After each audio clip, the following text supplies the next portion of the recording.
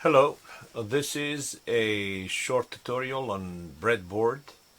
For the time being, of course, ignore all these components. It's a matter of how to understand how to use the breadboard. But in preparation, first of all, this breadboard has three strips. One, two, three. Right? Your breadboard most likely would have at least two strips. Two strips would be more than enough to build the most complex circuit that possibly you will deal with.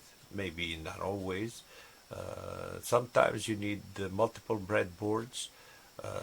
Sometimes even within this breadboard, you will need to build circuitry that are powered up by different sources. Here I have two connectors that are missing for additional sources. But for this breadboard, the way it is connected such that all the components, no matter what I put them, they will have access to the same power source, right? And the reason I say that is that sometimes, like in this case, you've got all these components that require power and ground. Instead of having just one line of dots for or holes for the connection to power, then you have wires that could be like a jungle. This time you see that these wires are very long, and this circuit here has not been prepared to be the most having the optimum connections, meaning that the shortest wires possible and flat so that you can see the components, you can remove the components and replace them if necessary. But they were built just to make sure that the circuit works, and then later on when the circuit works, you're supposed to optimize the wiring, right, and make them as short as possible. Configure the components in locations so that the wires will not be too long. But in the meantime, what I wanted to say to you, first of all, is you have seen in the tutorial, in the chapter, in the manual, that the breadboard is a device where you have internal connections between different locations. For example, all these holes in one single column, in this case this column for example, they are all connected underneath, but they are not connected to these 5 holes, these facing column, right? So each column is independent of the columns next to it, or the columns above or below, or what have you.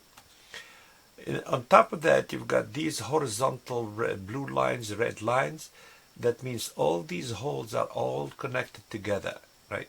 No matter where you put the wire, it's always the same connection or same connecting point, the same node.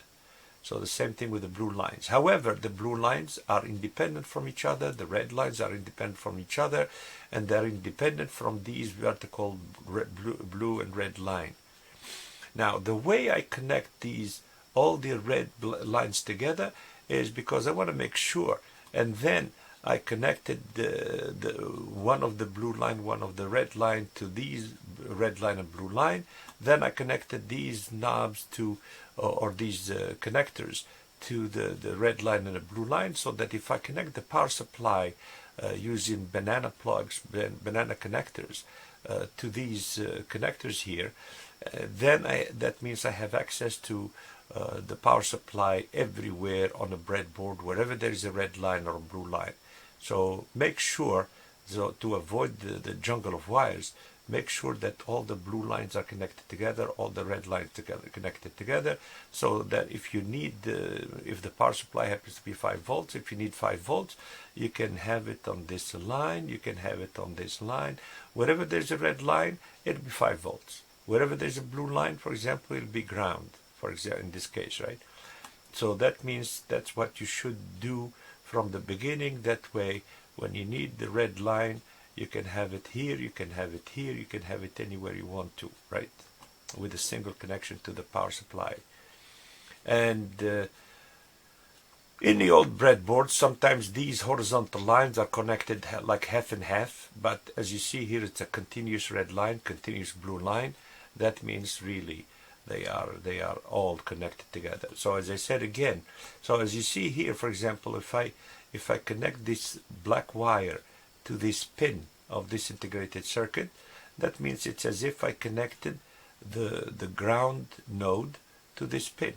It's as if I connected the power supply 5 volts, for example, to this pin, right? Because I connected a wire from power to this column, and this column, that's where this pin is connected. And so all these holes, they are all connected together, and therefore whatever I connect here, they're all connected together. So you will learn later on when we deal with ICs what the pin configuration would be and what the requirements are. This device here, or this component, you will have one in your kit that's called the 7805, which is a 5-volt regulator. And the purpose of the 5-volt regulator, you will see it has 3 pins. They're not very visible, but you will see them later. They have 3 pins. The one in the middle, that's ground, right, or the common, if you will. Let's say if you have a 9-volt battery at home, for example, or some kind of power supply or a battery that exceeds at least 6 volts, in this case 6.5 volts or so, then if you connect it from here, from pin 1, so when you look at this device, this component, and this heatsink is in the back, or that means you can read the writing in front. When you connect any battery of 6.5 volts or higher from pin 1 to pin 2, then from pin 3 to pin 2 you have exactly the equivalent of 5 volts that you would have had in the lab. So that means when you want to practice building circuitry at home and testing them or what have you, you can use this to turn any battery of voltage greater than 6.5 into a 5-volt power supply. And I connected, of course, these pin 3 and pin 2 to these lines, so that in case if I go to the lab, I connect the 5-volt power supply here, and if I'm at home, I will connect a 9-volt battery from pin 1 to pin 2, and then I will have the 5 volts available everywhere, because these ICs happen to be TTL components, and that means they were manufactured to be working with 5-volt batteries.